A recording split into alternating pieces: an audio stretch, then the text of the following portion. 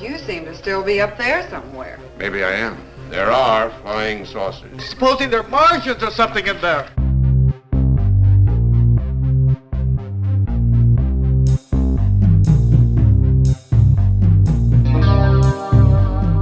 Hey guys, welcome back to another Weird Wednesday. I'm Ashers, and this is... Cassie.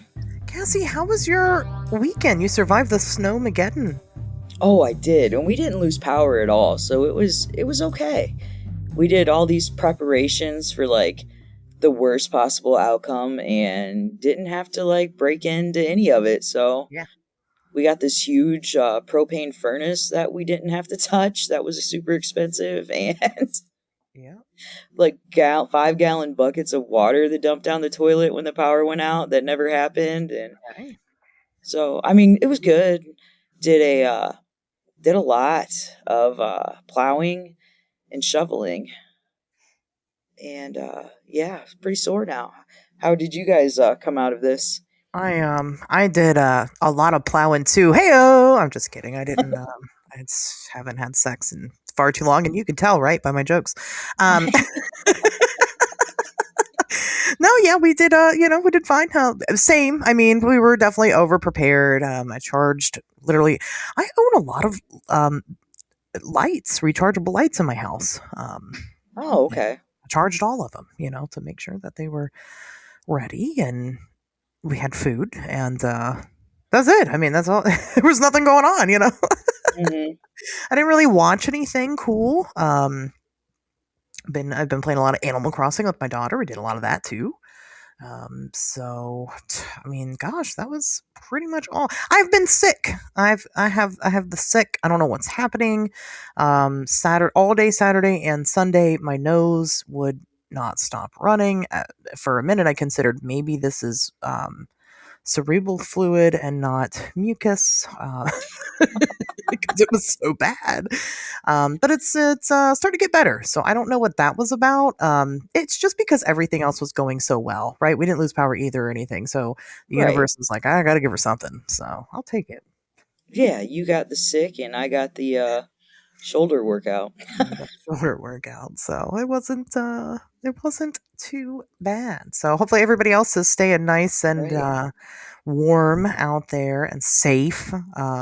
When did it start for you guys? For us, it was like Saturday, probably about 6 or 7. Oh, really? Okay. Because I took a Saturday night shift because we were going to be closed Sunday and Monday. So I got the hours, and I was like praying to get out of there, and it didn't snow at all. Like, I went to bed and still no snow, and woke up in the morning. I woke up at like 4 in the morning. Oh, yeah. There was like 2 inches of snow, so I went back to bed. Woke up again at like 8:30 and went outside, and I'm like, oh, there's a lot more snow. But Brandon was still sleeping, so I was just like, do. Finally, 10:30 came and went outside, smoked a cigarette, came back in the house, and woke Brandon up. I was like, hey, there's a bunch of snow out there. He's like, no, there's like 2 inches. I said, no, there's probably about 9. Oops. How much did you guys get there? The last time I measured was 14 and a half. Oh, okay, yeah. But then it snowed for like 5 hours still, so I'm not really sure. Yeah, it snowed for a long time after it was like, okay, it's over, but it wasn't over. It's like, okay, I don't understand. And it wasn't like as much, but yeah. We had like a pregame, like a pre-snow right before. Mm-hmm. And then the big stuff came, and I mean, I haven't been outside since it started, so. Oh no, we plowed for like 3 hours yesterday morning, from like 11 to like 1:30, maybe 2 o'clock. Came home, slept for a couple hours, and then plowed from 5 o'clock last night to 10:30 this morning. Lucky you. I came home and I slept for a few hours and missed yesterday's workout on my program. So I did yesterday's workout and today's workout. And now I'm doing the podcast, and I can't wait to shower when we get done because I smell. Yeah, you got to get your shower in. No, I'm going to. Can't be stanking up the house. I thought I timed it out good, and then when I got done with the second workout, it was 6:21. I'm like, oh, I've got like 9 minutes. All the listeners are like, "Oh, that's what that smell is," Exactly. My uh, apologies. Lo siento. right. Anyway, well, let's get into some. First, let's talk about this press conference I was so excited to tell you guys about last week. Yeah. I will say that so this press conference, it was held in Washington D.C. It was put on by not Jamie Foxx but James Fox, Mhm. and it was all about the Virginia UFO incident, which is well, I say UFO incident, and that just doesn't really even do it justice. I don't know what the fuck to call it. It's crazy. It's a big story in It's a Virginia. bigger story than what people give it credit for. Yeah, it absolutely is. And what was neat about it is that he had of course one of the witnesses that was there in person talking about what they had seen, what they had experienced. I mean, he had a bunch of people. He had people that couldn't make it, had pre-recorded um like their testimonies, like all these Okay. witness testimonies. And while this is all stuff that I have heard and seen before, it's stuff that other people have absolutely no idea even took place at all. And I think that's what was so important about something like this. It wasn't new information, but it was definitely more of a publicity stunt in order to get more eyes on something like this, because it is a really important, significant case, which I thought was really cool. And I'll be honest, if more of like the UAP hearings and stuff were like that, I think that they'd be a lot cooler. Like, Oh, yeah. because they're so boring. There's, I mean, there are some time, they'll share some accounts here and there, Mhm. um, about the things they're witnessing, the things they're seeing. But this is like not just a UFO, but an actual creature that these people encountered, from a UFO crash, on top of the UFO crash and the military presence and this, that, and the other. So, I mean, it's huge. It's hard to beat as far as stories go, but I thought it was really informative. I thought it was neat to kind of hear those testimonies straight from the people's mouths instead of, simply reading about it from a badly translated article, or whatever. Oh, So yeah. that was Because I'm going to be honest with you. When I hear press conference, you've already lost me it's because, like, hard. Yeah, I've it's got hard. to be doing something. Like, my body has to be moving unless I'm sleeping. And it was tough for me too. Like, as soon as I put it on, I'm like, oh, because I didn't get to watch it live. But I went back and you could find it on YouTube. I put it on and I'm like, oh my God, 3 hours of these people Wow. talking, fucking all this legal jargon and bullshit that I don't care about. Mhm. But no, this one's good. This one's good. Check it out. It's Okay. very informative and very, very interesting. Fast forward it maybe a little bit, but and then leave at the end. But basically, it was a call out, which I can appreciate, because that's I did that in my Indrid book. It's a call out for other people, other witnesses, to feel empowered to come forward to that event. And they had talked about these, like, this video and photographic evidence, because what had happened was there was at least one creature that people had reported encountering, both civilian and police and military, people had reported encountering. Right. And the claim is that the creature was taken off to a facility somewhere and potentially studied, or there's some proof of this creature laying around somewhere, potentially even its body, right, frozen and somewhere in a Wow. freezer. But they kept talking about this video that exists of said creature, the fabled alien autopsy video, basically, that we've all pretty much lost all hope of ever receiving one. But they're kind of teasing the potential, and they're teasing it in the way of having, like, there was a medical doctor who was there who says, yes, there's a video. I don't know where it's at. I don't know. It's not up Hmm. to me to release. So it's really interesting, because, like I said, it was more of a call out of, trying to give people, the right people, reassurance to come forward. So good stuff. I thought it was good stuff. Oh, yeah. I think my neighbors are arguing. Wow. How trashy. Gotta love that apartment life. They're either arguing or they're having a good time. I can't tell. I Now don't know the confirm difference. I that grew like up. 5,000 people are listening to you right now. I grew up in a dysfunctional family, so I don't know what the difference is. They sound the same to me. I know, they have no idea that everybody can hear them. That's whatever. Embarrassing. Couldn't be me. All I do is talk about aliens in my house. Right. Yell. I don't actually. I walk around my house yelling Stone Cold Steve Austin quotes and singing commercial jingles. And I'm so deadly serious. My neighbors probably think I am batshit insane, and they would be right. I mean, they'll never bother you for anything. One time one did, and I answered the door without pants on. Really? Yeah. And you just were like, suck it. I'm in my house. I'm not wearing fucking pants in my house. I just opened up the door like, is that what you need? She was like, you got any eggs? I'm like, yeah, right here.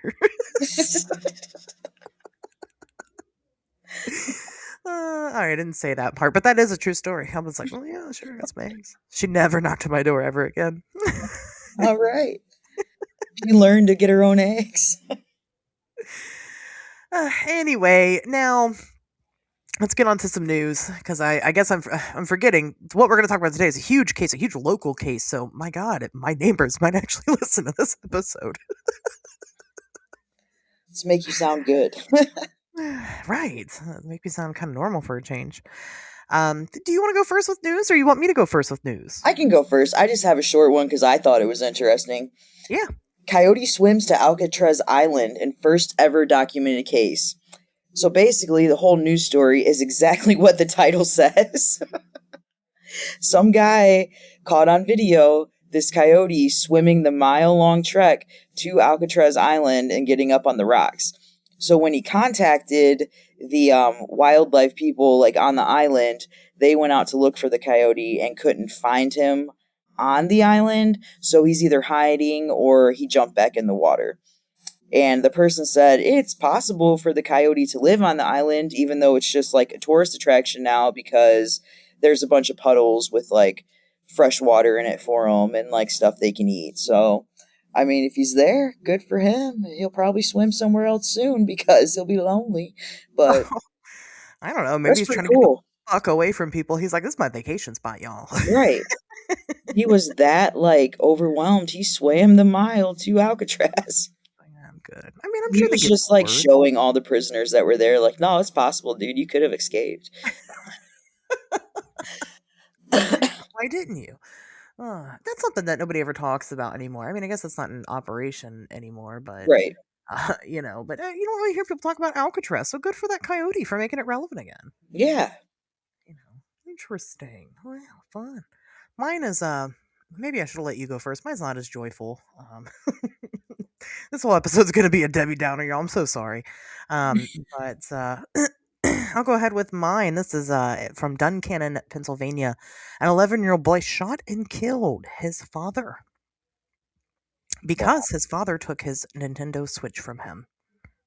Wow. At least that is what that's what the headlines are saying. So on January 13th, it was actually the child's birthday. The child had reported that they had had a great day with his parents until it was time for bed, and his father, named Douglas Dietz. The child has been named. I'm not going to name them because he's a child. But his father, Douglas Dietz, took the boy's Nintendo Switch and told him it's time to go to bed. The child went looking for the Switch. Instead, he found keys to the gun safe and pulled out one of his father's rifles, went to the bedroom where his father and mother were asleep, and shot his dad point blank in the face. Now, obviously, the mom wakes up. She sees this and, freaks the fuck out and calls the police. He does not shoot the mom. When the police showed up and kind of questioned the child said that although he was angry, he really didn't think about the consequences of his actions and kind of didn't really understand, the gravity of what pulling that trigger meant. Right. The child, I mean, throughout the article, there's multiple quotes from the child, but it's basically the same thing. The child keeps saying, I killed someone. I killed daddy. I hate myself. But of note, which is very interesting, the child also had a bloody lip and a swollen bruise above his eye. Was it the kickback from the rifle? Could be, but they don't really elaborate on this much more than that. They just kind of end it with the child's obviously being held on homicide charges with no bail. I don't know. This is one of those things where the headline is, child kills father over Nintendo Switch, basically. Like, it makes it seem like this is a very spoiled brat of a child. And this is why, you guys, I cannot implore you enough how important it is for you to read. Read, goddammit, read, please. Because what we find out in the article is that they had kind of recently adopted, not recently, but they adopted this child back in 2018. Some of the quotes and stuff like that kind of, again, do imply that maybe genuinely this kid did not understand what he was doing. Yeah. And, clearly is troubled to some type of degree. Troubled or too sheltered or something, right? Because I don't think he intended to kill him. And I've never talked to the kid, obviously. I don't know. But just from the way it just sounds like a extremely tragic, fucked up situation. Wow, how crazy. So I don't know. It'll be interesting to see how this one plays out. We'll definitely get more information about it. But because it is a minor, a lot of that stuff's probably not going to come out for a couple of years. Right. So we'll see. But he's 8. 11. He's 11. Never mind. Yeah. I was going to say he was 8. They probably haven't had the talk with him about guns yet because... Well, even at 11, they might not have, Because they had him locked up with keys, and they probably didn't think they had to because they were safe. Yeah. 11's a weird age. Those preteens, it's weird because they can either be, so immature they might as well be 5, or so mature they might as well be 16. Right. It is a very strange wasteland. There's a lot of shit that they don't know, and it's hard. They're having a hard time at that stage in their life. It's real rough because all their friends are like that, and so they just don't really fit anywhere. And it's very, like I said, very tragic. Hopefully, I would hope, in light of our world lately, that of course, the justice system will make the right decision on how to handle this situation properly. So. We'll see. Yeah, just based off that, I don't think if he comes out, he's going to end up being a serial murderer. No.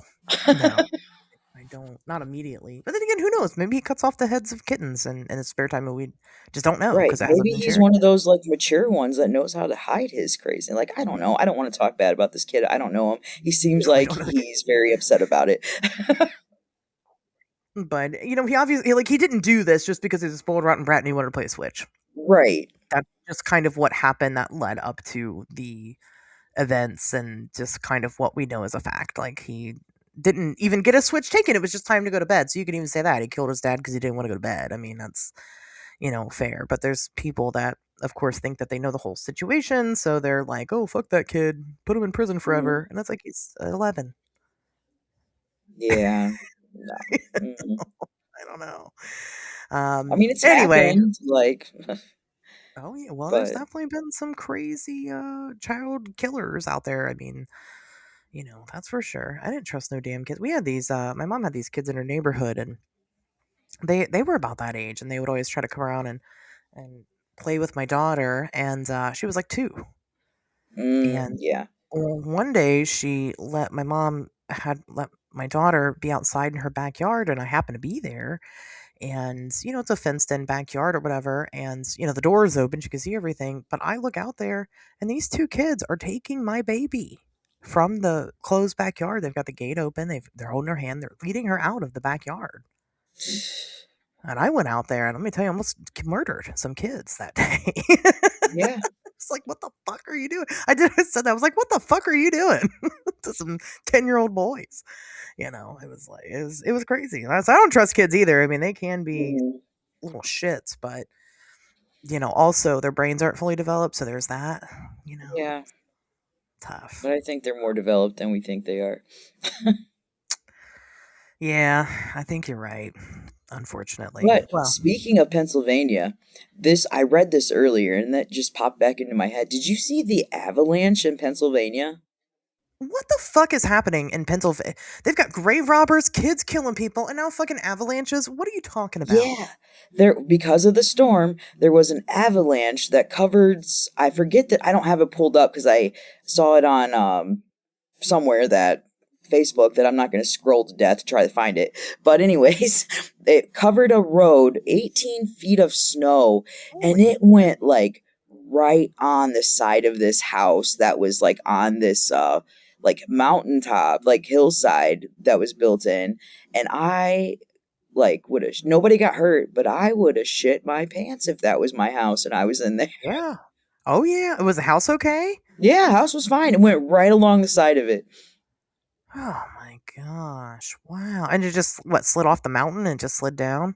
Slid down, covered the road, and it says, like, please avoid the area and let emergency vehicles figure out how to mend this situation. It's like Pennsylvania's first ever avalanche. So everybody's like, What is happening there? The world's ending in Pennsylvania right now. Who did they piss off? right? How much would you charge for plowing something like that? Oh, we don't charge anybody anything. Are you serious? You're out there Yeah. plowing for free? Yeah. What? Oh my god, you guys. Of course you are. Fucking righteous humans. How dare you? Patreon.com/WednesdaysTalk if you want to give Cassie some funds to support her plowing, her weekend plowing. Dude, I have a plan. So if we have another good winter next year, because we had one this year, and I've been shoving like crazy. But like, and then the springtime and the summertime, I'm just going to chop firewood and make bundles all day. And like put them out by the road on a trailer, and I'm going to be like jacked next year. I was to say, that's a damn good workout right there. Because I told Brandon for Valentine's Day to buy me an axe so I can chop firewood. We have 2 log splitters, but I'd rather chop it. Yeah, no, it's a really good work. I can't chop firewood. Yeah. I'm spoiled. I don't. But it's a good idea. Yeah. Mm-hmm. Look at you, and then you can give them away and get all your good karma in. No, if I put that much work into it, I'm $5 a bundle. Make it a little bit off of it. Yeah, because that's a lot. Oh, that's And my funny. shoulder's messed up from the car accident, so like I might have to get surgery after this, but You get paid to work out. That's not a bad deal. Exactly. Hey, yeah, that's thinking smart. Yeah. Oh gosh, this is, I'm kind of I'm not avoiding it. I'm not avoiding tonight's topic, but it is going to be a tough episode. So, full disclosure up front, we are talking about the death of a missing, of a little girl. Okay. But this is an interesting case. As somebody who likes true crime, usually like missing persons cases, I don't get like crazy into. And that sounds weird, but if you're a true crime person, you know. Mhm. But it's frustrating and it's upsetting because there is no conclusion, there's no closure to it. Right. And so, with these cases, like I said, they're tough. And with this one especially, it is a random girl in a random town in random ass Ohio. You guys have probably never heard of it before, but this is a wild ride. And for being a missing girl still, the case is basically solved. So we're Yeah. going to talk about kind of the nuances of the justice system and kind of how all that works, and all that good stuff. So it should be a very interesting episode. Yes, we are typically a comedy podcast. I am going to probably try to keep things light here and there, but not make light of the situation. So expect that. If this is your first time here because you're a local, and this is a huge local story, I apologize, I guess, in advance. Maybe this isn't the show for you. I'll just say that. Don't listen, or rather, listen at your own discretion. So, with that in mind, let's get into it. Cassie, you've never heard of this, right? This is new. No, not before last week. That's fine. Again, it is a small town case. This is something that I've heard of because I live in Kettering, Ohio, guys, where this took place, and people here love to talk about this story. Like this is like, if you say Erica Baker in any random store in Kettering, Ohio, everybody's like, oh yeah, Erica. They all know who it is. And so again, it's a very big deal here, and with a very interesting case of twists and turns. So let's get into it. On February 7th in 1999, 9-year-old Erica Baker had just been dropped off at her father's house, or at her mother's house from her father. Her parents, Greg and Misty, were not together, pretty typical, but definitely cordial.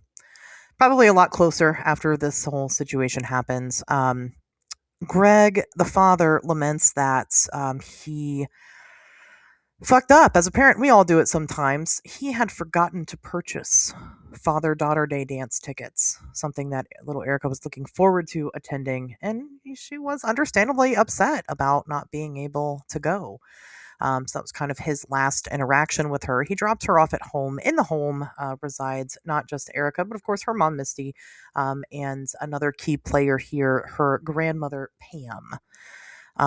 Erica's bored. It's a rainy day, even though it is February. It's a rainy day outside, and she had attempted to go to a local friend's house, but nobody was home. So after a while, about 3:30 p.m., she had asked around 3 p.m., she had asked if she could take her grandma's dog, a Shih Tzu named Jamie, out for a walk. And they were a little apprehensive about it. Well, Erica had been out and about in that neighborhood, and in 1990s at 9 years old, that's not unusual. She'd never been responsible for something before, like the dog. And after she kept bugging and bugging and bugging, they were like, okay, go ahead, take the dog out for a walk. So she does. She takes the dog out and she walks it toward the Kettering Recreational Center. I know that you guys have no clue what that is, and that's fine. Again, you don't live here. So where the Kettering Recreational Center is located, I'll explain that a little bit. It's used to be a bunch of like woods and shit. So you had the Kettering Rec, which is a huge facility. It has like a local water park and all this and that. And then it has I don't think it had the water park at the time, but it doesn't matter. And then it has 2 schools on the same road, which are now Kettering Middle School, where my daughter attends, and also Indian Riffle. At the time, I think Indian Riffle was an elementary school, so we'll say that. So 2 major schools along with a rec center. But again, kind of a rural area. There's a lot of houses and stuff, but it is a nice place to have a walk and relatively safe, right? It's safe around schools, we all assume. You should Around feel safe around You schools. should, right? That's the important part. But it is 1999, so I don't know. I went to school in 1999 and I felt safe around my school. For the 90s, it's a safe neighborhood, nice neighborhood. But it is very much, I mean, even though there was like a little bit of a wooded area, again, this is still a very suburban area. So again, houses line the whole street that this all takes place. So houses, schools, recreational center. I mean, there's people out and about. It's the middle of the day. And about 3:45, 2 witnesses had seen Erica, had later reported seeing Erica there's a pond in between the middle school and the Kettering Rec Center. And they had reported seeing her with the dog kind of sitting over there with the pond, and they saw her kind of get up and walk off in the direction of the of the school area, and this would be the last time that anybody would ever see Erica Baker. And honestly, um, based on what we know, this was probably literally minutes before everything took place. That same couple, they end up finding the dog, and they thought that was weird because it's a little Shih Tzu. It's not out of control. Erica seemed to have a really good handle on the dog whenever she was walking it, but they couldn't find the girl. But they didn't really think much of it. They just thought maybe the dog got away. Let's try to find the girl and reunite the girl with the dog. And they're unable to locate her, which again was kind of eerie. But they, their first thought wasn't something happened to the girl. Right. So obviously the night starts nighting. What it does is getting darker, and Erica was afraid of the dark. She would not be out past dark. She definitely wasn't the type of little 9-year-old girl who had big plans to run away or anything, especially not with a family dog. And her parents, her mother and grandmother, obviously start to worry. they start kind of checking with the neighbors, and nobody's seen her, and they don't know where she's at. So they act quickly and contacting the local police, and the local police come out and they conduct a search, the likes of which have probably never been seen for any missing person ever. This was a massive fucking search of this area. And it happened quick. Quick. By midnight, they had the entire pond drained. Because that's what they thought had happened initially, is that Right. she fell into the pond and she's in there. But they had the whole pond drain. They found like 3 cars or something in the pond. That's crazy. Yeah, but no. Next to the middle school. Next to the middle school, right? It's not huge. Like, I mean, it's a pond, but it's not. It's a pond. It's not that big. I don't understand how the cars got there, because there's not like a drive up to the pond. Like, you have to get out and walk to the. Unless you just drive right into it. I mean, Oddly enough, you can see this pond from the Rob Deerdeck skate park. You know who Rob Deerdeck is? yeah, I know Rob did Yeah. that. He's from Kettering, Ohio. Really? Yep. Okay. Yeah, so and he built a skate park right there by the little park. There's a pond and a regular park, and then there's Rob's skate park, the middle school. I mean, again, this is like a happening area for the locals. That's ridiculous. I know, right? The more you know. This story just gets weirder and weirder. So, like I said, they had that pond drained by midnight. They had the FBI involved. There were helicopters. I mean, for real. Like, there's like over 150 people involved in the search for this little girl, and they don't find her.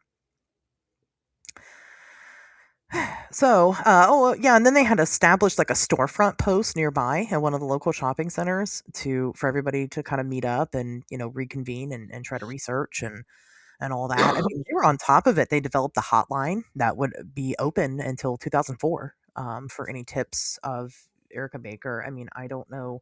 Good for them, though, for doing that. They really did genuinely the absolute most to try to Well, find her. okay, here's a question for you since you live right there. Like, how far is the police station from all of this? The police station is about probably a 10 to 12-minute drive. Okay. When I was listening to the phone call, like 2 minutes within the phone call, they already arrived at the house with the mother and the grandmother. So I was just like, I wonder how close everything is. Well, Kettering's nice, right? There's a reason why I live here. I mean, it's nice. And so the police, they don't got shit to do. There was probably an officer already like in the neighborhood just driving. Right. It's like here. They're like just sitting there. Like, right. They got nothing to do. They got nothing going on. But no, the actual police station, it's about 10 to 12 minutes away. I mean, it's, a little bit of a distance. So, but no, they were probably bored. They were like, oh yeah, some action. Okay. Not that they want a little girl to be missing, but I mean, Right. honestly, really, They probably just thought they'd find her. right. She's just didn't come home, Mhm. and she's out late. Both parents, of course, were taken in for questioning. They were interviewed along with polygraph tests, which, they both had passed, of course, with flying colors. That is the first step when a family member, period, goes missing. You look at the family first. Right. Unfortunately, that has to happen, but they have both been cleared. They had nothing to do with it. The family actually went as far. I mean, again, this ended up being so big that the family went as far as appearing on Oprah within the first 2 weeks in order to get Erica's face out there and, of course, plead for her safe return. They really believe that she was alive out there somewhere. Of course, you're going to, it's your kid. But this was big. This was a big deal. It was a big deal. And their television appearances did not happen in vain. They did yield some results, and this is where it starts to get crazy. A man by the name of Clifford Butts, which is a very fitting name for somebody so grimy. He was in prison, and he's sitting there, and he's watching TV. And who does he see on the television? Well, he sees Erica Baker, which I believe she was featured on Unsolved Mysteries. Okay. And he sees Erica Baker, and this is a couple years later, and he tells his cellmate I know what happened to that girl. And so then within about 24 hours of that interaction happening, he decides to, well, guess what, talk to the police.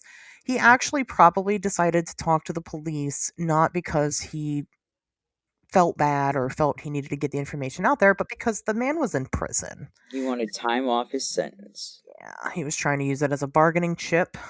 He saw that this case had gotten massive and he had information to share, so therefore he could gain something out of it. So he started talking to the police. The police say that, they people had asked, like, why did he come forward? And they said that, well, because he told his cellmate about what happened. He was kind of worried that his cellmate would instead snitch on him. Of course, like, I've listened to so many, like, Crime Junkies and the Deck episodes and watched so much IDTV. I know, I know for one, if you give me a polygraph test, I'm not going to pass it because of all the information I know about a polygraph test. I'm going to be overwhelmed inside my head and it's not going to give me the correct heartbeat. And two, don't tell your cellmate jack shit. No, right. They're not your friend. No. Because guess what? They want time off of their sentence too. Right. They're not there to help you. If they're not in there for life, like, don't tell them anything. No, every single person is just trying to get home. Every single person, and that's fine. But it's stupid. But no, actually, you know what? Please tell your cellmate shit, so that way we could get closer to some type of truth. Because at this point, this is 2004. They have no clue what happened to Erica Baker. Right. Like, they are at a complete fucking loss. They have no tips, nothing. The only people that they had like some surveillance footage from where she was walking with the dog, and that didn't show anything. And then they had the couple that saw her, and that was it. And, the couple, they didn't, hear anything or, anything out of the ordinary? No, and when I'll get more into, the details of the area. Because when I tell you, it blows your fucking mind that they have no clue. I mean, Okay. So anyway, I will say this before I move on. For people that are worried, the dog, Jamie, did get reunited with the family. So yes. Jamie lived a full life in the arms of their caregiver. So, all right. Clifford Butts goes, he talks to the police, and he goes, well, that day, on February 7th, I was out and about with my wife, Sabrina, and we were out and about with a couple of our friends. My friend, Christian Gabriel, and his girlfriend, Jan Franks. Okay. And we went to Meijer, okay, and we were shoplifting. So what he says initially is that they went to Meijer because Christian's car broke down there. So they had gotten another car to go to the Meijer parking lot to fix that car. And then they were like, hey, we should steal some stuff while we're here, because they're also really bad drug addicts. Right, I was just supposed to say, 2 cars, these are the most resourceful crackheads I've ever came across. Oh, right? I'm glad you said it so I didn't have to. Yeah, that's so true. And a lot of them are from Springfield or have lived in Springfield, and that's where I'm from also. That's where I grew up. And yeah, these are some rich crackheads. Right. I mean, for real. I don't know, but then I don't know. I guess I've known my dad always had a bunch of shitty cars that never really worked, but kind of did, so I don't know. Anyway, so they're like, well, we're here. Let's do some shoplifting. They're like, okay, cool. So they shoplift. So Clifford and Sabrina go off and do their thing. And then Christian and Jan go off and do their thing. And then they kind of, I guess, meet up later. The circumstances are very strange. The story is very strange. They kind of meet up later at Christian Gabriel's apartment. And an apartment? 2 cars and an apartment? Yeah, they got a place to live. They're doing all right.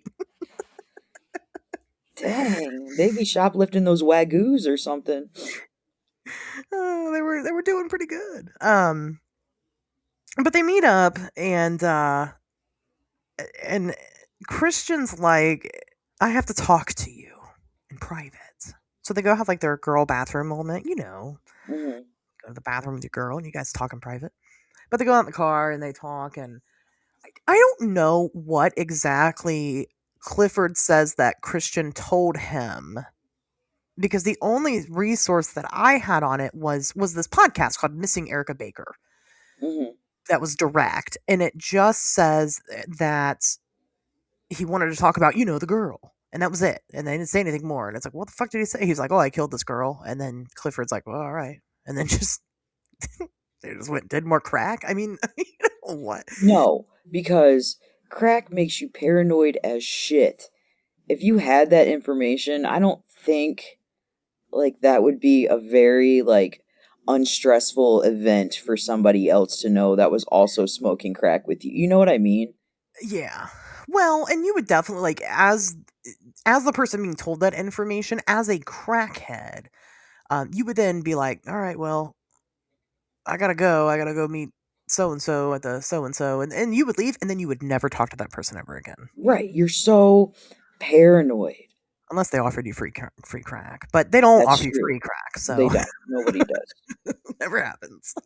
But yeah, no, you would. I mean, it would just be like you never knew that person ever.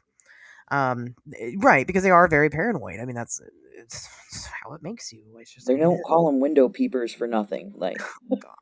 That was my dad. Well, for a very long time, that was my dad's drug of choice. So he started off as a 80s and 90s crackhead, moved on to heroin, moved on to fentanyl. The evolution of a drug addict. right.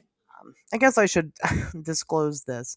We're going to talk a lot about drugs in this episode, and for anybody that is triggered by that, if you are sober, good for you, congratulations. But Thanks. No. you're welcome. You But didn't maybe. warn me before this one. Oh, sorry. Jeez. Yeah, I should have probably done that. Inconsiderate. No, it's okay. That wasn't my drug of choice. I never even touched it, but I knew people that did. And then, Crack. so, yeah. And sometimes when I smell certain things, it reminds me of those people. And I'm like, ew, that smells like crack. It smells like crack in here. That's pretty good. I never did crack either. Yeah, I No, don't know. I don't know what the deal is. But I've never done a lot of the heavier drugs. That's wasn't for me. I wasn't an upper person because I don't do well in those situations. Because you're already so energetic. Right. And then I like I don't even drink caffeine. Like, so if I feel like I'm having a heart attack, like I don't want that. That's not a good time to me. Right. That's fair. That's fair. So anyway, so he says he talks about the girl. He even makes mention of at one point they were out and about and they had seen an Erica Baker missing persons poster and Christian Gabriel, which again, they're hanging out again. So the story's weird because again, they wouldn't be hanging out anymore after that. Right. Admit, he wouldn't, a crackhead's not going to tell on you, but they're not going to fuck with you anymore either. Like they're not They're completely going to think someone's after you all the time and they don't want to be around that. right. They don't want to get caught with crack. I don't blame them, But he said that he saw a missing persons poster and it was Erica and Christian had pointed that out. He said, that's the girl I was telling you about. So casual. Like, okay. So then the police, of course, start looking into this man, Christian Gabriel. And of course, they bring him in for questioning. This is now officially 2004. They bring him in for questioning. And they, of course, start asking him, what were you doing that day? Well, I was in Kettering that day, but I don't know anything about this girl, and they, continue to kind of probe and prod him. And he's like, yeah, I don't know anything about that. He did talk about the van that he was driving, the vehicle he was driving, because, this Clifford Butts guy had, brought it up. And so they were like, well, where's the van? And he said, well, I had actually sold that van to another gentleman by the name of Kevin Smith. I don't have it anymore, so I don't know. No, the van became like a crucial part of, obviously, a crucial piece of evidence, and there's a big reason why, because we're not there yet, but we'll get there. And it's because if there was a dead Erica Baker in that van at any point in time, they could have evidence of that, right, being in there. Yeah. So now they want to find this van, but it's 5 years later, so it's kind of an issue. So they did end up giving him a polygraph test in which he failed the polygraph test. But he wasn't totally stupid. Like, he definitely started kind of accusing the police of trying to pin him with a crime. He was saying that they were trying to get him to implicate himself, and he wasn't going to do it, wasn't going to do it. And all they had, even though he failed the polygraph test and they had that was really it at that time. They had no evidence whatsoever to be able to hold Christian Gabriel accountable for any of this, right? They had no idea yet what they're about to get Right. into. And a polygraph you can't use in court, so you can't really hold them on a polygraph either. Can't arrest them. They don't know. So then they start kind of conducting surveillance on Christian Gabriel, and just to see maybe now that they have questioned him about this girl, maybe he leads them to the girl, right? Maybe she's alive somewhere and he goes to her, or maybe he goes to the body to try to move it, and they start kind of following him around. But they were like really fucking bad at it. Like he would catch them. Well, he was also a crackhead, so he probably knows what he's looking for. He's paranoid as fuck. Right. So he knows when the police are there.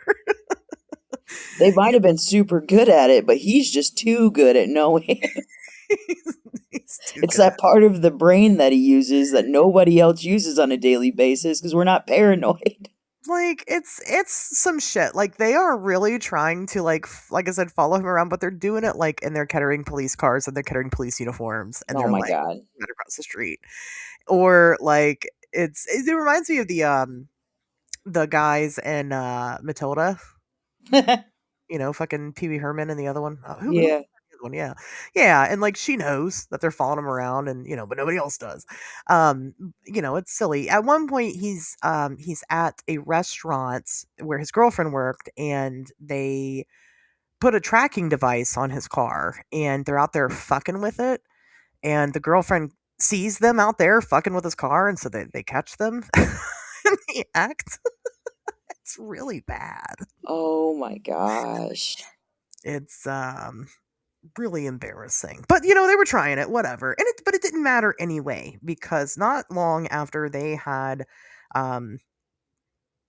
spoken with Christian Gabriel, he ends up being arrested for receiving stolen property, which checks out, because that's very much like a drug person type of crime, Right. Not necessarily you have to be a drug addict to do that crime, but just that's some of that petty shit that they get, caught with. Oh yeah.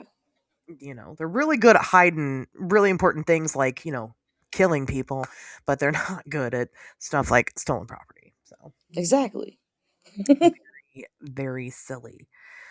So anyway, when they have him for receiving stolen property, I believe he was arrested at that point in Springfield. It was a different county, and the police talked to each other, and the one police officer was like, "Oh, you have Christian Gabriel?" And he's like, "Yeah," and he's like, "Well, you know that we're like looking into him for like this missing girl, right?" And they're like, "Oh, really? Is that so?" So then they start really questioning Christian while he is in their custody, like really pushing him. They've got this failed polygraph test. They've got Clifford Butts, who states that Christian has admitted to killing this girl, and they're really, really pushing him. And they're kind of trying to tell him, like, look, was there an accident? Did something happen that maybe it wasn't on purpose? If it's an accident, we can talk about this and we can figure this out. And eventually Christian says, you know what? Yes, there was an accident, but it wasn't my fault.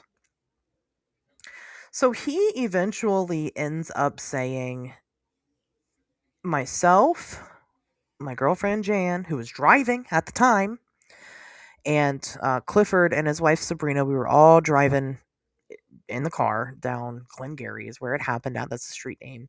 When all of a sudden we heard a thump in the van, and we saw a dog kind of run away, and we look, and there's this little girl laying in the road, and we pick her up and we put her in the van, and we didn't know what to do. And they're like, well, was she alive? I don't know if she's alive. I didn't check. We were freaking out. Was everybody else freaking out? I don't know. I was freaking out. I don't know. And he said that they took her they went back to either his apartment or somebody's house or something, And they went and did more crack with her body in the car. Yeah. And after a couple of hours of doing a bunch of crack, them kind of talking about what are we going to do, whatever, they had decided to take her body out to it's a place called Huffman Dam and bury her out there. He doesn't know where, though, because he was so drunk. He was in the car throwing up and stuff. He didn't actually get out of the car to go with them to bury the body because he was just he couldn't. So then, of course, Kettering's like, okay, we can work with this now. This is something that, we can definitely work with. First and foremost, we need to find that fucking van. And they do. They end up finding the van. Mm-hmm. They test it for all kinds of DNA. They did not find any semblance of DNA of Erica Baker, at all. People had kind of mentioned, well, obviously, like, the van was hit at some point.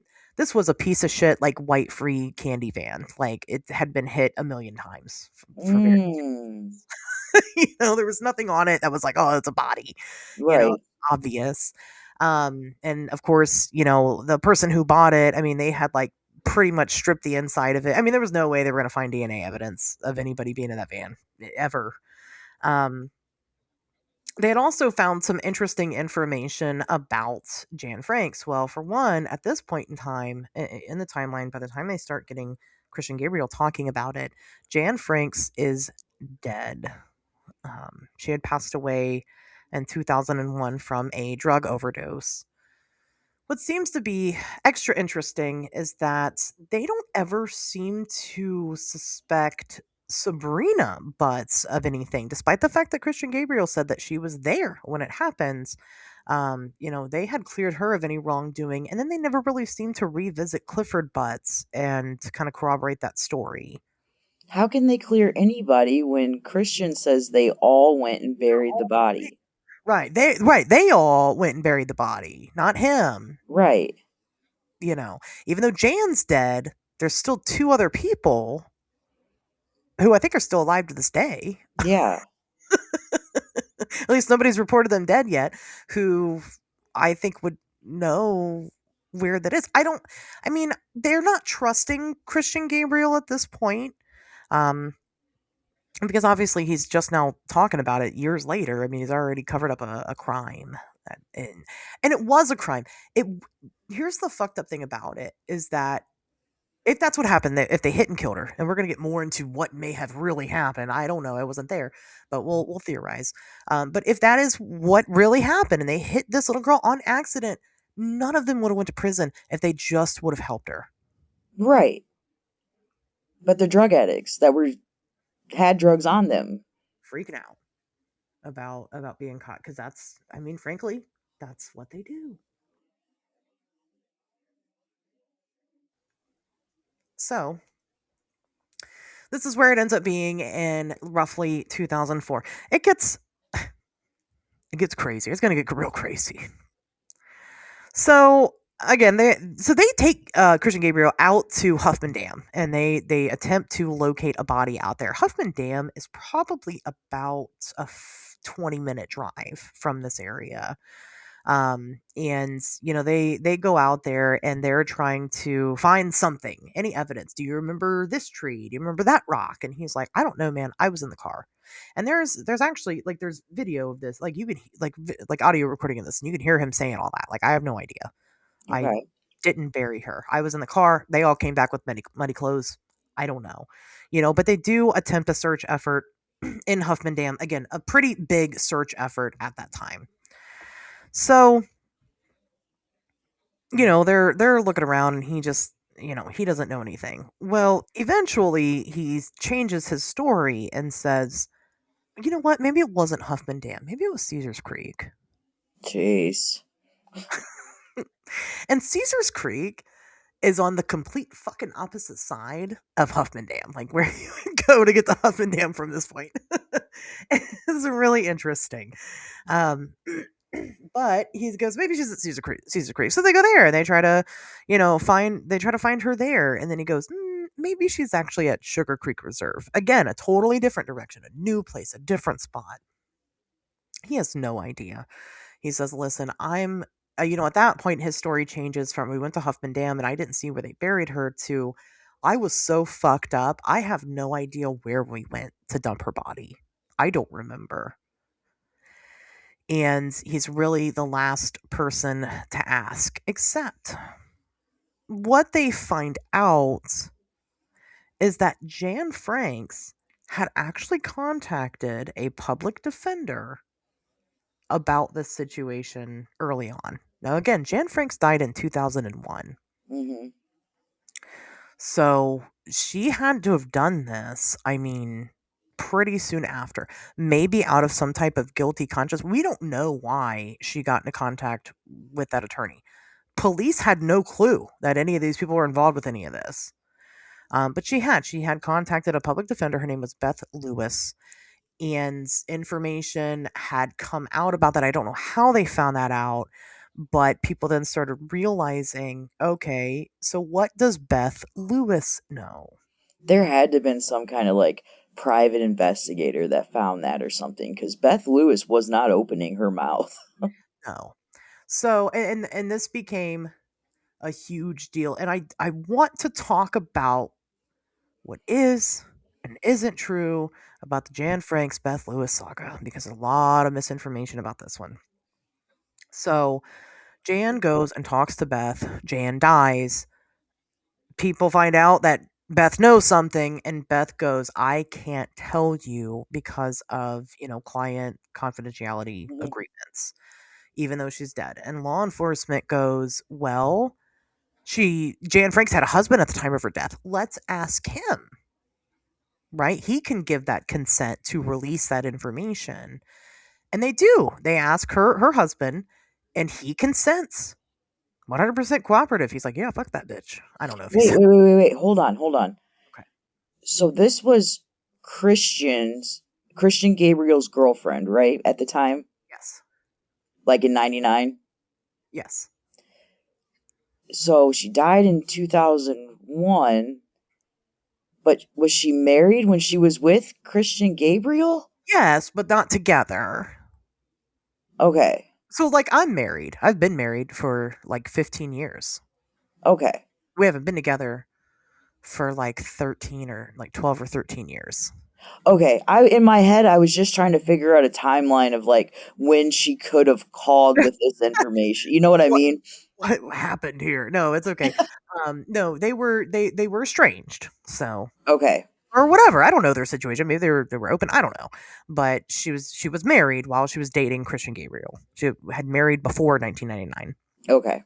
And was married, and probably they just never got divorced. Divorce is expensive. That's their crack money. They can't give that up to Right.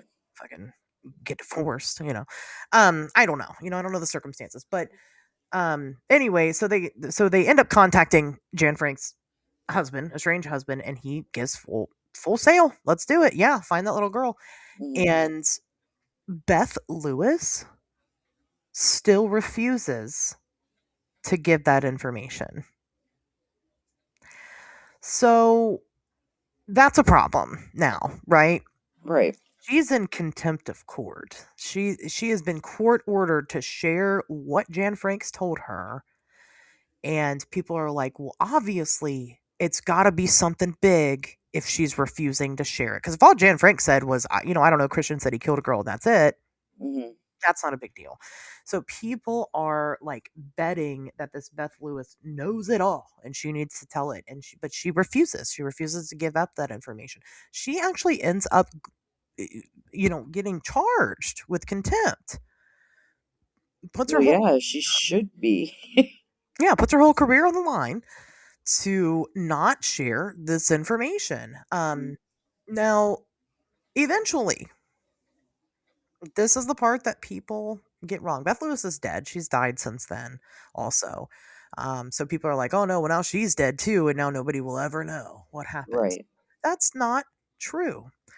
Beth Lewis did eventually give a testimony in front of her grand jury about what Jan Frakes told her. So they know everything now.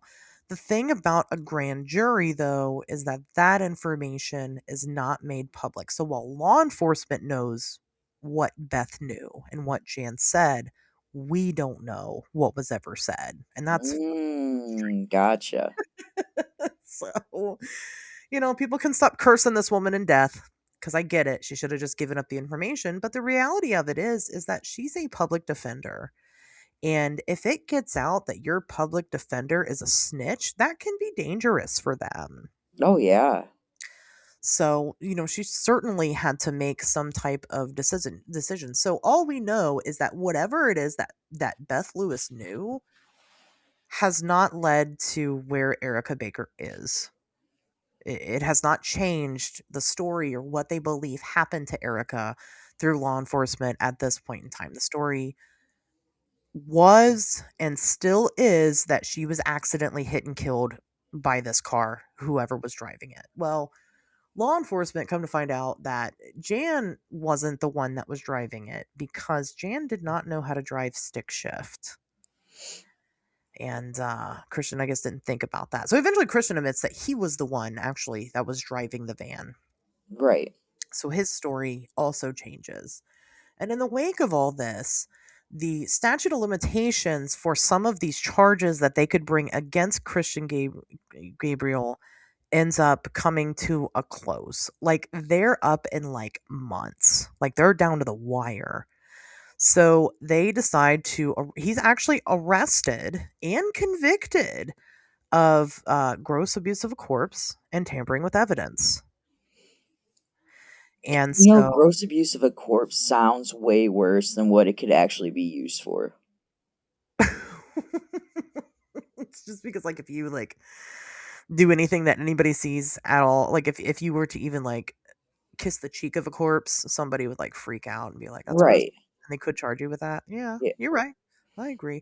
But yeah, it's not necrophilia. Right. No, it's not cannibalism.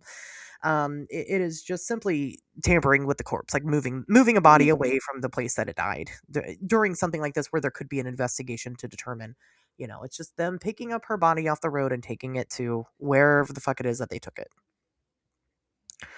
So in 2005, again, he's convicted and he serves some time. When he was in prison, during the time that he was in prison, somebody started corresponding with him, and that somebody was Pam, Erica's grandmother. Okay, real quick. Sure. So if you listen to the podcast that we referred to earlier, it screwed with my head so bad because Pam, the grandmother, sounds so much younger than the mom. I agree. And it kept throwing me off, and I had to really focus and pay attention to the people that were talking because You're like, wait, who is this? right, like it was crazy. I 100% agree with you. The mom, I mean, she's not. Pam's been like very much like the face of all this publicly. Not to say that the parents haven't, but like the mom, Misty, she's made some public appearances, but she hasn't made a lot of them. And that's okay. It's not our business why she hasn't. You guys, shut the fuck up. Yeah. But yeah, Pam's out there a lot, and she is very, during those times, very youthful. I mean, really, she is. So she's a G MILF. She's still spry, I guess, is a better way of saying that than saying I'd like to have sex with her. But I agree with you. So Pam starts writing to Christian Gabriel, and she is trying to like bond with him in an attempt to get him to admit where Erica is. They've already accepted at this point that Erica's dead. Okay, they understand something happened to her. They hit her with the car. They accept all that. But where the fuck is she? Right? So she starts trying to form this kind of bond in hopes that he will feel so guilty that he will, tell her where she is, to the point to where she even did like a psyop. Listen, Pam's a badass, y'all. Pam's a gangster. She is fucking so gangster. She does a psyop where she gets a hold of Christian's mom, convinces her to not pick him up on his release date from prison and instead let her go and pick him up on that day. And she agrees to it. And Pam goes and picks him up for prison after he just served a sentence for tampering with the corpse of her dead granddaughter.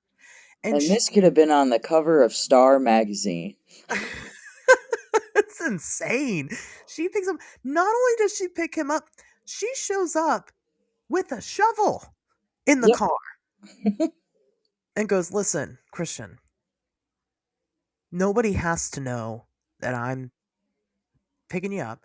Nobody has to know that you're with me. I just need you to tell me where she is, and I will pretend that I'm the one that found her organically. Just where do I go? Let's go there." And he just says, "I'm sorry, I don't remember. I don't know where she is. I'd tell you if I knew, but I don't know where she is." And so, at that point, I mean, she had spent all this time investing in this man. And police were like, "Don't do that. Don't do this. Don't do it." But you know what? Good for Granny. She really did go out of her way and did the absolute most, and kept her cool. And it's interesting to listen to because she talks about it because people thought she was nuts for doing this. Mm-hmm. And she says that people talk about, "Oh, I would have done this and I would have done that." She's like, "So I thought about what I would do, and what I thought was, well, I'll talk to him, and that's what I did. Yeah. That's what I did." I loved when she told that story because then she's like, I don't know why I didn't beat him with that shovel. She did say that. Yeah. But then If she you're beat that strong of a person and you can like be in the same car and hold a conversation with the person that killed your granddaughter because you want it. I mean, she's a gangster. Good for her. No, she really is. Like for real. That definitely it takes more strength to hold back in that case, than it Yeah. for anything. So Christian Gabriel's still very much alive. Erica's parents are still very much alive. This isn't quite the end, but just I mean, where we're at right now is this is what we know, and all we can go off of is the most recent story that's been told from Christian Gabriel, I guess, because Sabrina and Clifford just don't get a free pass. I don't know why.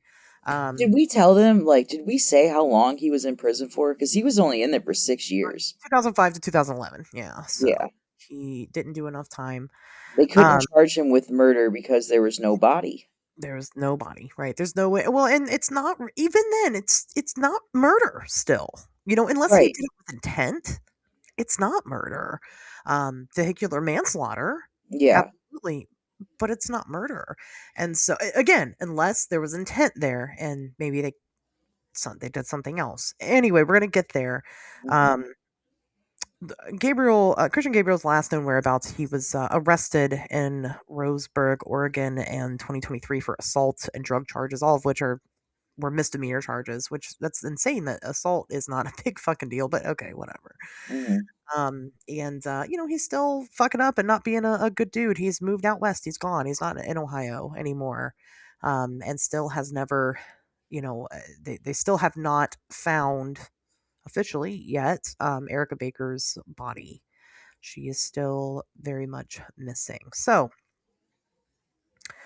even if, here's the thing about it, is that the way the law works is that even if Christian could wake up today and go, "I finally want to tell you where she's at," and he could disclose that information, and they can go and dig her up, he would not be charged with anything. Because of the time. Not necessarily. Well, maybe some of it is because of the time. I didn't really look into that, but because there's not really. I mean, there's because he was already tried in that instance, right? They hit and killed this little girl accidentally, Oh, and I got you. Okay, I know where you're going with this. right, it's kind of a double jeopardy issue. What Mhm. they chose to go with in that case was, abuse of corpse and tampering, Right. because they weren't able to secure the manslaughter conviction. They can't now do that. They've said that unless maybe they dug her up somewhere and they found an obvious something that was not part of being hit and killed by a vehicle, then maybe they could Right. put it to murder. But it's very unlikely that would happen anyway because the body is just bones, barely at this point, right? Right. So they would have a hard time proving anything else. So that is kind of where that's at. Of course, people speculate. Again, there's the other part of it where maybe they didn't hit and kill her. Maybe they kidnapped her. We don't know. Maybe he didn't have anything at all to do with this. And this is just a group of drug addicts who have used this local little girl's death to their advantage for other charges that they have. And because they know they didn't do it, there's no evidence to convict them of anything. So they That one I don't believe. I don't necessarily believe it either, but that is Just because Jan called years before anybody else even said anything. right. She knew something, right? Nobody knew anything, and she knew something. I agree. I think that they're involved. They're all involved. And I don't know. I don't know these people to know whether or not they took her or anything. But there is a piece of information that I do think is relevant to say whether or not they hit and killed her. When we talk about, I'm going to tell you guys, when we talk about that couple that saw her at that park, they hit her. This is the part that doesn't make sense to me. Yeah, they hit her. And pull it up on Google Maps. Kettering, Ohio. Pull up Glengarry Drive. Pull up, there's an intersection there. So Glengarry is, like I said, one long street. On one side, nowadays, what it is. Okay, so let me explain to you. If they were at Meyer and then they left Meyer and that's when they hit her. So they leave Meyer. This was not the Meyer that I saw in my little person, by the way. Just so you guys know, but it was Meyer. So they pull out of the Meyer parking lot and they turn right onto the main road. And if you go straight for about a mile up the road, you'll come up to Glengarry, and they would have taken a left down Glengarry. There's nothing down there. There's not a store. I mean, there's the rec center and the 2 schools and the pond or whatever, but even like the parks and shit, you can't get to them from Glengarry because there's a pond in between them, kind of. You had to go down a different street. Is it north of Black Hawk Park or south? Don't ask me north or south. I have no idea. I don't even know Black Hawk Well, if you were coming from Sephora and Ulta and all that, would you take a left or right on Glengarry? Sephora's on the same street that Glengarry's on. It's just called something else once it gets to Sephora. So now on the other side. Okay, I got you. I'm looking at. Okay. So you're going down the middle school. Yep. And then the rec. Okay, I found it. So, and you can blow it up and you can see where that pond is. Yes. And you can see. They say that they hit her. Well, he says they hit her at the intersection of Glengarry and Powhatan. You can see Glengarry and Powhatan from that pond. Yeah. So, I don't know if she got up and she walked off in that direction and then maybe the couple immediately left, or if maybe she walked all the way down that street and was walking back and that's when she got hit. Either way, I mean, they probably saw her minutes before this happens and didn't hear anything. She was hit by a car and they didn't hear anything. They didn't see anything. Maybe there was a lot more foliage in that area. I did mention that just because I haven't lived here. I didn't live here when that happened. I moved here when I was a teenager. So other people were here during that time. They say that area was a lot more wooded. And maybe it was. The houses there and stuff? Yeah, the houses and stuff were there. Okay. So I don't know. I don't know if there was a lot of trees and stuff, but I find that so bizarre. I mean, because they were still walking around enough to have found that dog shortly after. Well, there's also houses lined on 2 sides of Glengarry and Powhatan. Yeah, right. It's all residential. It's so much. Well, no one heard or saw anything? No one heard it. Now, I will say that just this year alone, they've had because again, my kid she goes to school there. They've had 2 kids get hit at that exact intersection. Well, I could see that. The school's right there. There's houses. People are driving like crazy. Yeah, that's the problem. Kids get hit on this fucking street all the time. Right. So I don't know if it was that rampant during that time period and that people were just fucking used to it, right? And another kid got hit by a car. I don't know. But the fact that nobody heard or saw anything and they supposedly hit her, and that was that. And he says, I mean, Christian Gabriel says that there was no blood, which is weird. That there was no blood. Right. And obviously they didn't find any blood in the street. Even it was raining that day, but like you'd think you'd find something, and they were all there searching for her, but there was no blood at all. Then what killed her? What how what exactly killed her in that moment? So some people think, and even the police seem to think, that they hit her, they put her in the van, and she was alive, and they didn't know what to do, so then they killed her.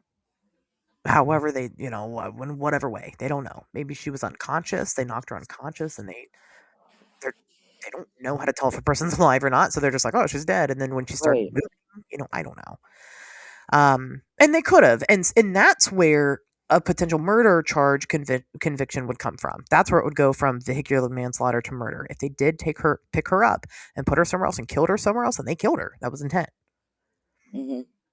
And that's where the fear comes from. But again, even to this day, and on that podcast, the detective says it. If unless they found like a gunshot wound in her head, like they Can't can't do prove, anything. right, they killed her. They don't know. There's no stab wounds or anything.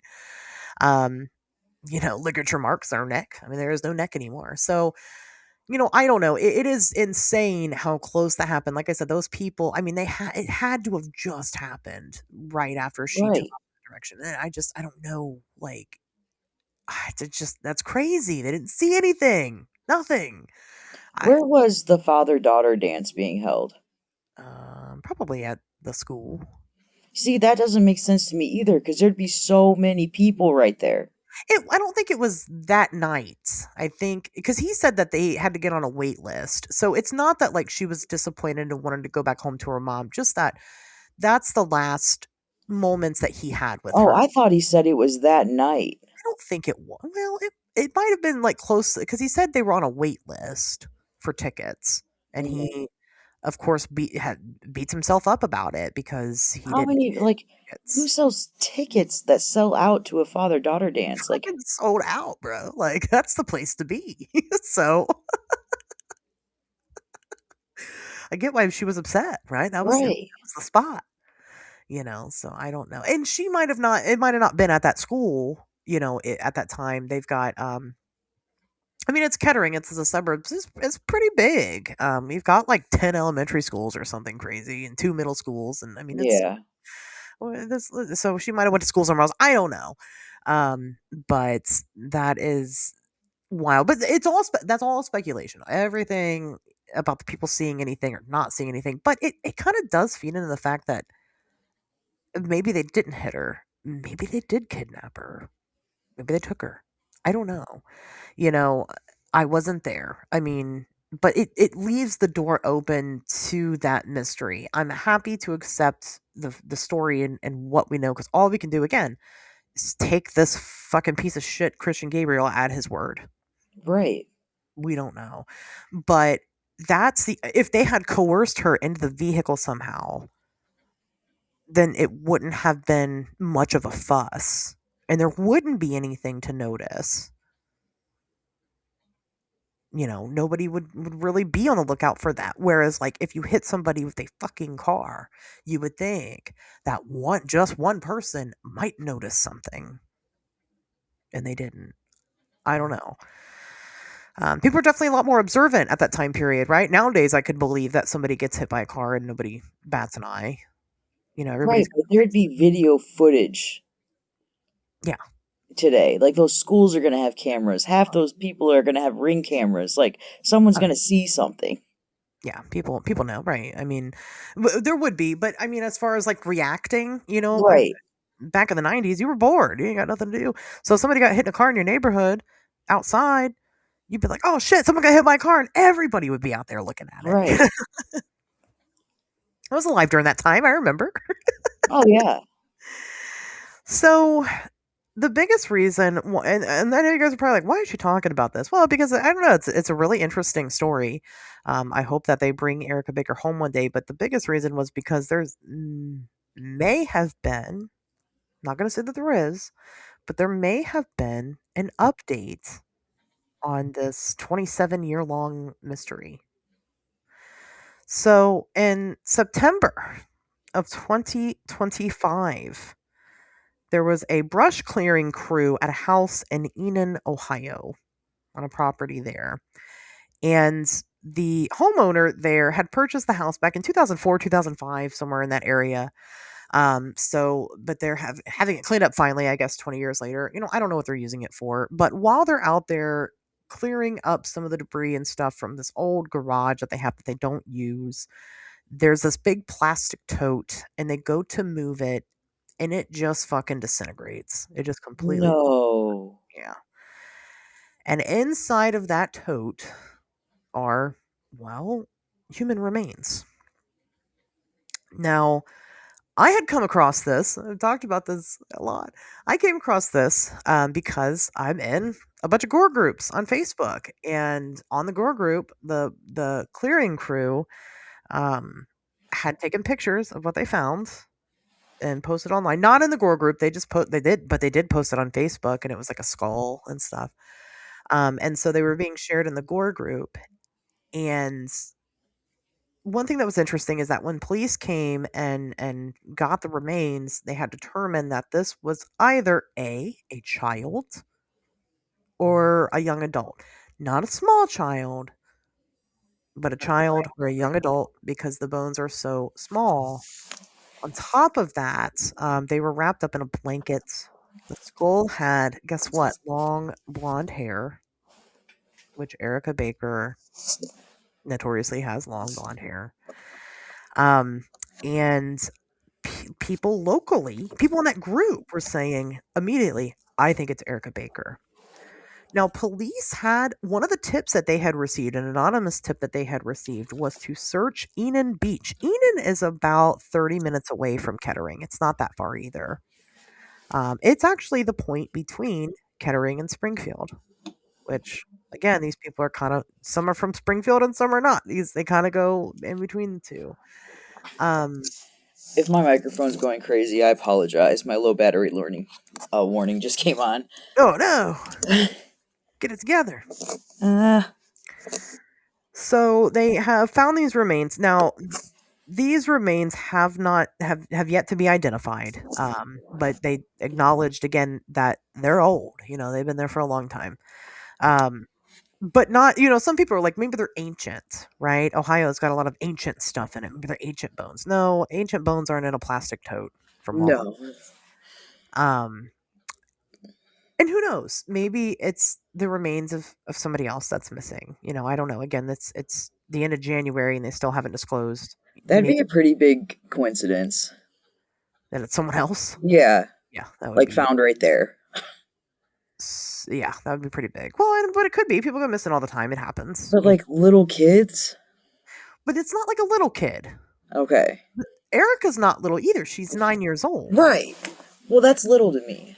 Well, I know, but like she's not like a little kid. Like, right. Okay. Well, you know what I mean. Like that's 9 years old. That's not even double digits. That's a little kid. Still a little kid. But so so we don't know. We don't know if the bones are male, female. They could be anything. We don't know. Could be a little person. I don't know. We don't know who the bones belong to. But it kind of resurged all of this for me and kind of made me go down the rabbit hole a little bit more because again, while I've been here, everybody talks about it every year on her birthday, on the anniversary. They're getting ready to talk about it now. They talk about her every single year. And I didn't really know it all. I mean, I guess I knew a decent amount, but I had heard like the stories of grandma befriended them and, this, that, and the other. They knew what happened to her, but not really because they can't find her. And, I mean, this is a big story. So, I mean, this really pushed me to go down the rabbit hole even further and really deep dive into it. And I think it's really fascinating. It's really fucking sad.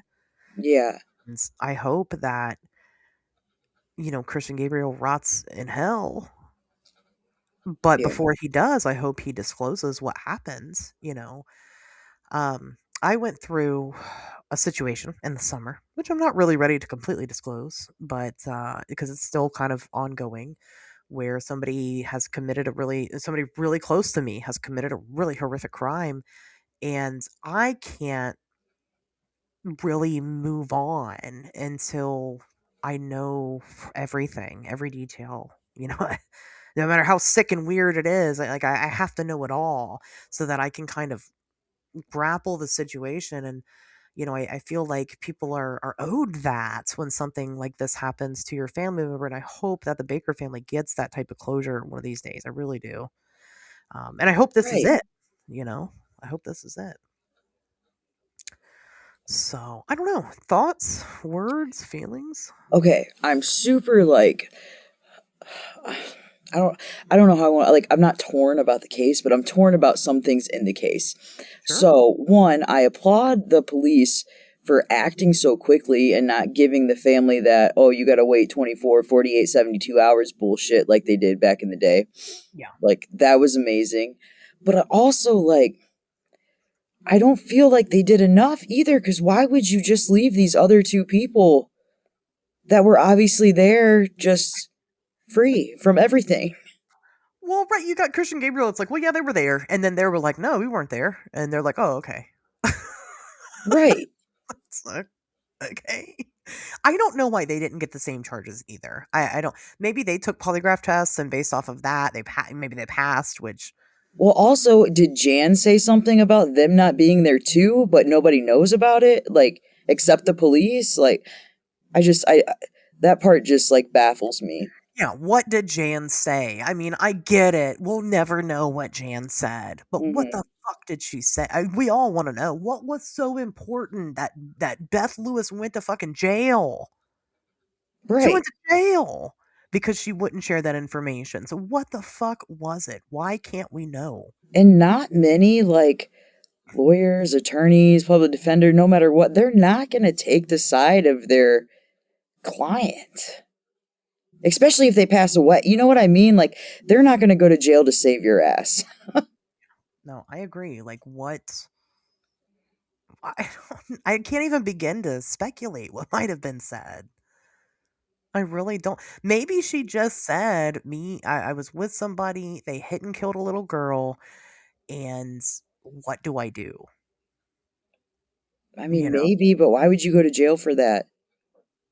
Right, for telling on somebody else. Well, maybe because she waited a while to say anything because she grappled with it for a No, I'm while. talking about the public defender. Why would she, like, just not say that if that was all that there was? Well, and that's what I'm saying. That's why I like just the whole thing. It's never felt good to me to just say that's what happened and that's it and that's all.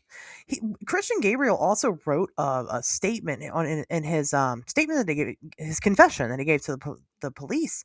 He had said something that kind of rocked a lot of people, and he had very specifically pointed out that he did not rape her. Yeah. And that's weird. And I know on the podcast they ask the police, don't you think that's weird? And they said, no, not really. And it's like, no, that's fucking weird. Right. Like, what? Why would you say that?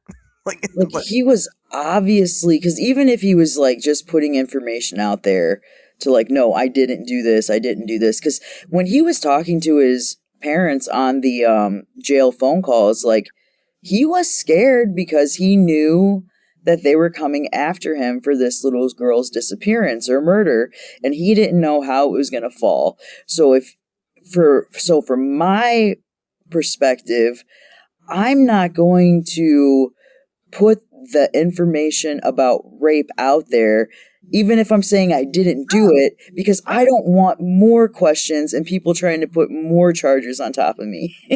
like, why are you saying that? Like, nobody said anything about rape. Well, you're the one Right. bringing up rape, and you're like, oh fuck, I don't, it's so. And this is his written confession. Like, Hmm.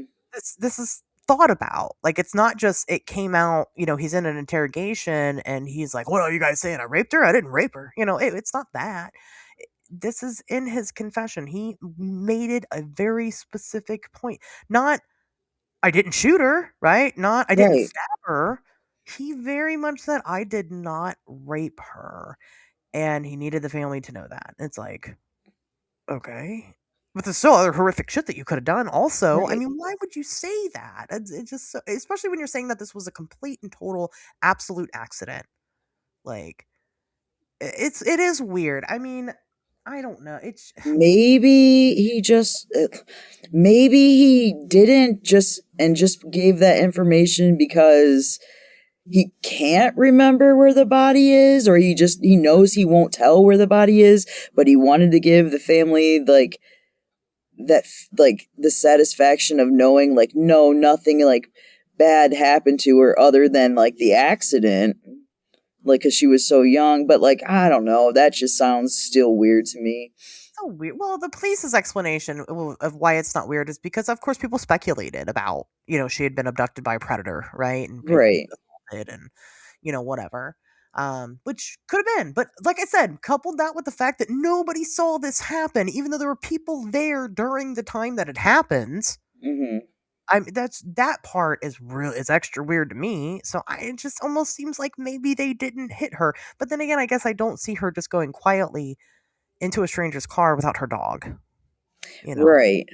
That seems odd too. The whole thing is so weird. But do you think? Let me ask you your opinion as an Okay. outsider, because of course, as somebody that's here, we have plenty of opinions about it.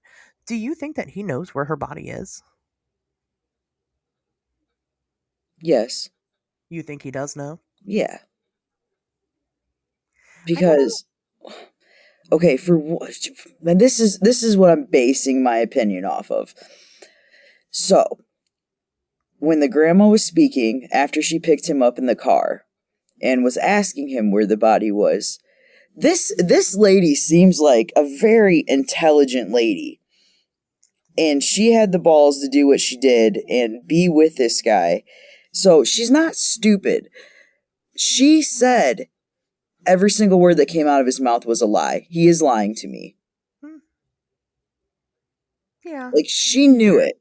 And I'm one of those people, but it's because, like, of my background. If somebody told me, and this just happened recently, somebody tells me they're sober and blah, blah, blah, I'll be like, you're fucking lying to me. Like, I can tell you're high. Like, I've got people fired because they've been high. And I don't go to stores and do this. This was the family business. Like, you know what I mean? Like, I can catch that shit. Don't lie to me. Like, and there's people that's like that. So just based off of like what I know and hearing this lady speak and like everything else, like I believe she could judge if he was telling her the truth or not. Yeah, I don't know. I mean, somebody drove the body there and it wasn't Jan Franks. Right. Because he did. So eventually, Christian Gabriel does say that it was just him and Jan, that it was not Clifford and Sabrina. Because also they're saying, like, Clifford's original claim is that Christian's van was broken down at Meyer. So they got a car to take him out there to fix it. So what happened to that car then? Maybe they got in that car and they drove off, and maybe they really weren't there when it happens. Right. So somebody drove the van. Jan did not drive the van. Probably Clifford and Sabrina didn't, because they, we can say that, okay, yeah, maybe they did meet up with them later. They weren't there. And you would know where you're driving to. Right. You would know, even if he didn't know where the body was, he knows where kind of it's at. Right. It's like even like you just hit and killed a little girl. Mm-hmm. Like, this isn't a puppy dog. And even then, I'd remember it. I hit a cat one time. I'll never forget it. I'll never forget it. It ruined my life. Yeah. I had a squirrel once on my way into work. I showed up. I was blubbering, ugly crying, y'all. The fact that when he was in prison for what he did get charged for, though, and he didn't have, like, all that guilt come to him and take him over, like, just, to me, proves that he has zero remorse for any of it. For any of it, yeah. Right. He's really genuinely a piece of shit. Right. When you're high and stuff, I could get it. Like, yeah, you don't want to tell, you're afraid, like, but when you become sober for that many years and that guilt does not hit you, like, you have no remorse. You're an evil person. Well, they're not sober in prison. More sober than on the street. I don't know. You can get pretty much everything in prison. It's Well, pretty gross in there. But just okay, but having been this long, they're not getting that much in county, and he had to be in county for months before he got transferred to prison, so he was sober at some point. they're not getting shit in county. They're not getting shit at fucking CRC. Right. So yeah, they got sober time. Hmm. Either just sober or not, like if you hit and killed a fucking child, like and you don't tell absolutely every fucking detail about that incident to me, then at that point that's not an accident. There was some type of fucking intent there. The intent at minimum being for you to conceal that information. Like you're a murderer. Right. You murdered somebody. Like sorry, I don't know what to tell you. I don't know. Like I said, I don't. I guess I don't believe that either. But then again, I don't do drugs like that either. So I don't know exactly how high you can get to really not remember. But Um, if you're I that I fucking don't know.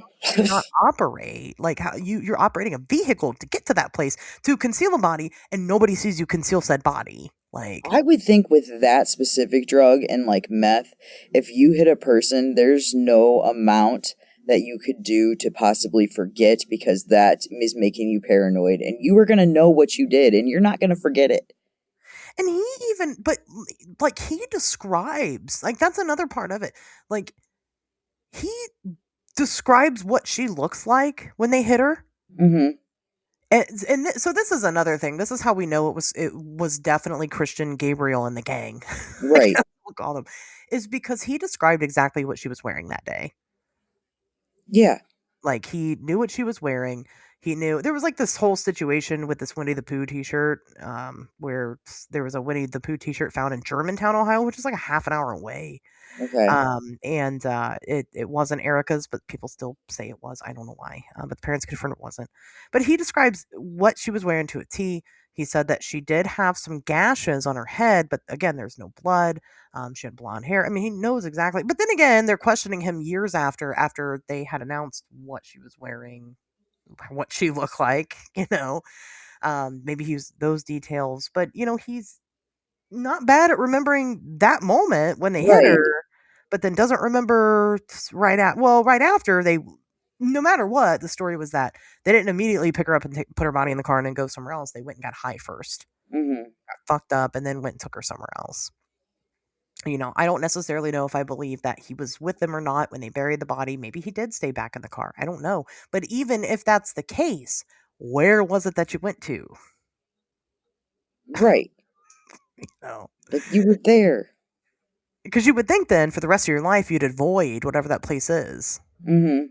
You'd be like, oh shit, she's at Caesar's Creek. Well, not going there anymore. And who knows? Maybe she is at one of those locations, and they just, I mean, it's been so long now they can't find her. They did like a whole I know you didn't hear it, but they did a couple updates on that podcast, and one of the ones was, they had the Texas, EcoSearch people out there who actually have located a bunch of people, and they were digging out in Huffman Dam based on a new tip that they had gotten, and they did find bones, but they were dog bones, so Okay.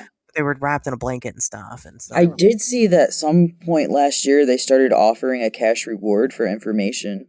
yeah, so they're still trying to find her, Well, yeah, though everybody's still alive in the family. I'd be trying to find him too still.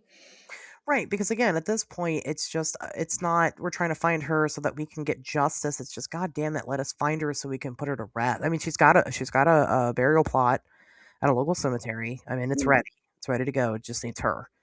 So, I don't know. We need to hire that Jonathan Gerlach guy. He seems to be good at digging shit up. Just kidding. That's terrible. Oh. Find her. Put him on a leash out there. Have him sniff her out like a fucking bloodhound. Lord. Listen, we gotta have the comedic Right. relief in there somewhere, folks. I'm sorry. It's heavy. It's a lot. A lot. That's a lot. It's interesting. It's interesting. No, this is not your well-known serial killer with all the gory details and stuff. I know this is not the Black Dahlia, right? It's not a big case, but it's my show, and I can talk about whatever I want to. And I The thought that part that's like interesting. warping my mind is how fucking smart these crackheads are. I know, right? That's what I'm saying. Nobody saw anybody hit her. Nobody saw them dumping the body, and they're all so fucked up they can't remember where the fuck they are. Are you Right. kidding me? Are you shitting me right now? Like, this is. I mean, it would be funny if it wasn't so sad. Right. This case is like it's 20 some years old. And they've never saw. And you're like you're basing this whole thing around 4 crackheads. Like I said, they get caught on stupid shit like receiving stolen property and stuff, but can get away with this. Oh my gosh. Yeah, it's crazy. It's crazy. And they've looked, I mean, they've drained just about every body of water that they can locally, every little bit. Again, there's a new search for Erica Baker based on a tip, and it goes nowhere. I don't know. I mean, I don't know. I can't wait for these remains. The news said nothing about those remains potentially being Erica Baker. I'll say that. The local police, nobody else So mentioned this that. is just your assumption. This is the public's assumption because Right, okay, yeah. it's not an original thought for me. I saw Mhm. somebody else commenting about it, and I'm like, But they did search that area over there at one point for her, based on a tip. Oh, okay.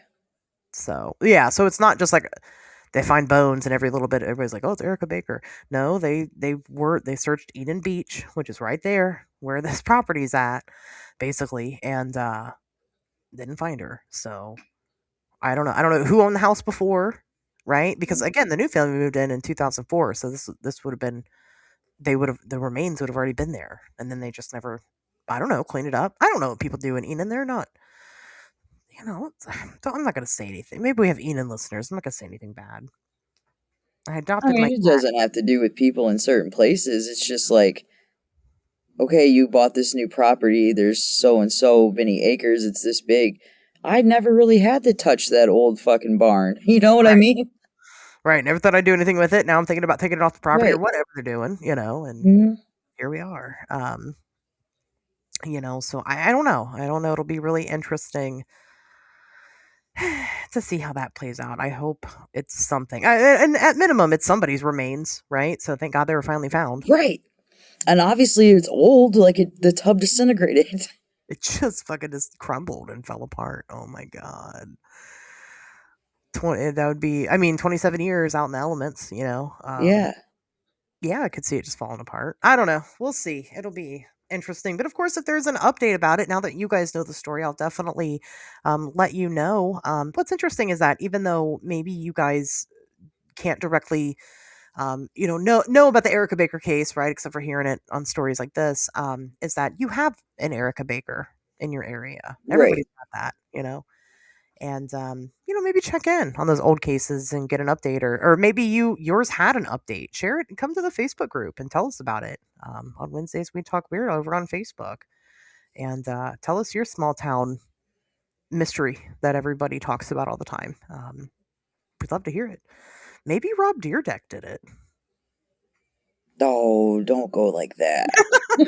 Dude, now by Rob Deerdeck, I'm just kidding. He doesn't. He's so stupid.